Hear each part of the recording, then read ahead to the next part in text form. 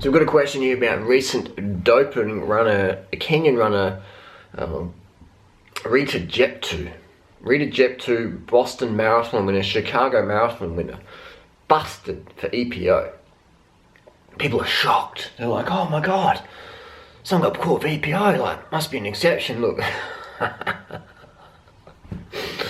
I'll let you know a little secret. This is just fucking how it is, mate. It's business. If you want to be a fucking hitter up the front, this Kenyan had an opportunity to win $500,000 as a bonus, just not including anything, sponsors, prize money, just a bonus for the world marathon competition. Whoever wins the most marathons in a year or whatever, the point system, basically the World Cup for marathoners, $500,000. Do you know how much money it is for the average person?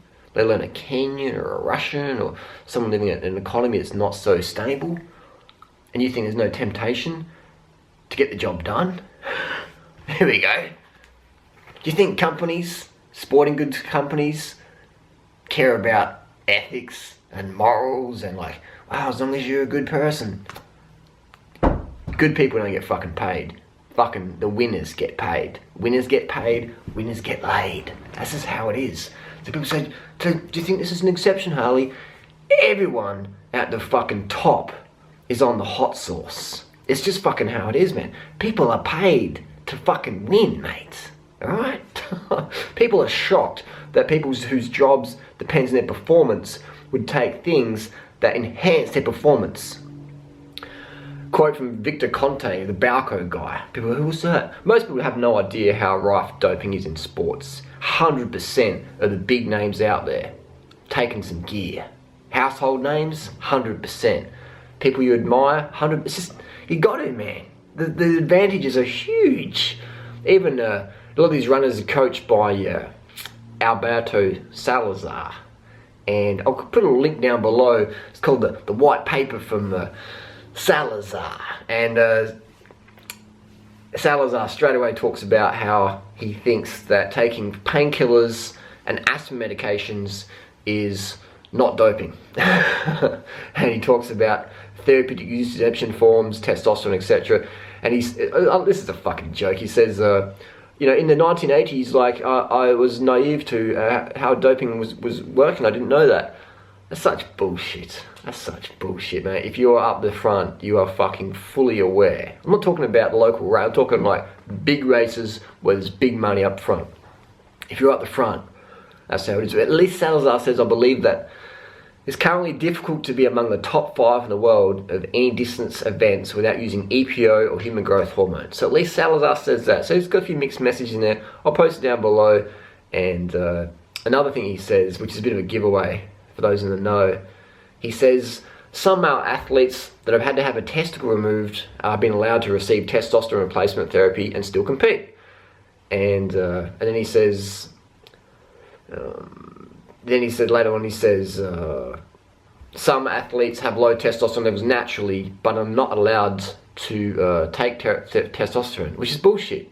If you have low testosterone levels from heavy fucking training or from cycling off steroids, your T levels go low, you go to your doctor, you get your therapy, or you go to your sporting federation, your soccer federation, or your swimming federation, or your tennis federation, you ring up, so I need to apply for a therapeutic use exemption form, and they'll give it to you, as long as you have a couple of tests that prove you've got low T, which is fucking easy to do, mate. It's fucking easy to do. All you do is you go to Thailand, do fucking 2 or 3 weeks of fucking heavy test or whatever, or you know, go for a holiday somewhere, smash in the fucking testosterone, cycle off. When you get home, your T levels will be like dropped because your HPX access has dropped down. Your FSH and LH hormones are just like non-existent because your pituitary glands sort of shut them off. So your T levels just drop naturally, and you go to your doc, say, hey doc, you know, don't have any sex drive, maybe I'll get my T levels checked. And doc's like, wow, your T levels are really low. We got to get you on some testosterone. Oh, actually, I need to get a therapeutic exemption form for my sporting federation. Can you help me with that? Yeah, no worries, mate. No, give me the paperwork. We'll do it. That's how it's done, mate. It's 100%. If you want to be a big hitter, you got to get on the gear. The painkillers, the asthma meds, the hormones, they fucking all help. Thyroid medication. What's this guy? There's a guy called Dr. Brown. It's employed by Nike, and Dr. Brown treats runners for a disorder not known to afflict them. His patient's medal count? 15 Olympic gold medals. And this guy's employed by Nike. They call him US Track's unconventional physician. I'll put another link down below. So it's like, they asked Ryan Hall for a comment. Ryan Hall didn't respond to a request for comments. So, do you think Ryan Hall's in the hot sauce doing order? Come on, if you have to ask it, you think that's the, you already know the fucking answer to that one. If you have to ask, you already know the answer. And pioneer of drug testing, Don Catlin, he says thyroid medication should be banned, as it is definitely a thyroid hormone is definitely a stimulant. So it's quite a joke, but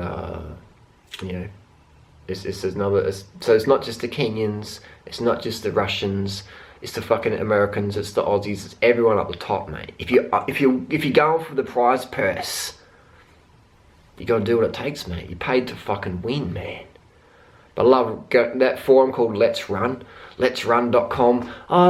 So they never tested, like there was something of Mary Decker.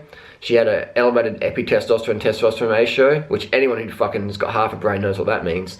People are like, well, she didn't fail the drug test, just maybe it was, sets world records or whatever. It's like, well, maybe, like, so it's a big laugh. Another French runner, a 35-year-old Trabi from France, she got third in the World Championships in 10,000 metre, and she got found with EPO in a little hotel room or whatever, and she's like, oh, someone's framed me, and they did a blood test anyway, boom, pinged for EPO, and she ran third in Zurich. She ran a 32.26 for 10,000. Front runner, Pavi, was 32.22. So we're talking like 3.5 seconds difference between someone who claims they're natural for someone who's got busted for EPO. 3.5 seconds in 10K, and that's fuck all. EPO gives you 10 to 20%. So it's incredible. So you can't be up the front, man, without the gear in the big events. Yeah, small events, maybe when there's no money, but it's just how it is, man. It's business. It's the Olympics, man. People forget who got second or third or fourth or whatever. People want the winner's signature, mate. They want the winner's signature. So that's just how it is. So Rita Jeptu is not an exception. Is not an exception. Everyone up the front, winning big money, is on the gear, on the hot sauce. It's how it is, mate. Again, just in case you got any doubts, you're paid to fucking win. If you can't fucking win, we'll get someone else who can. That's just fucking how it is.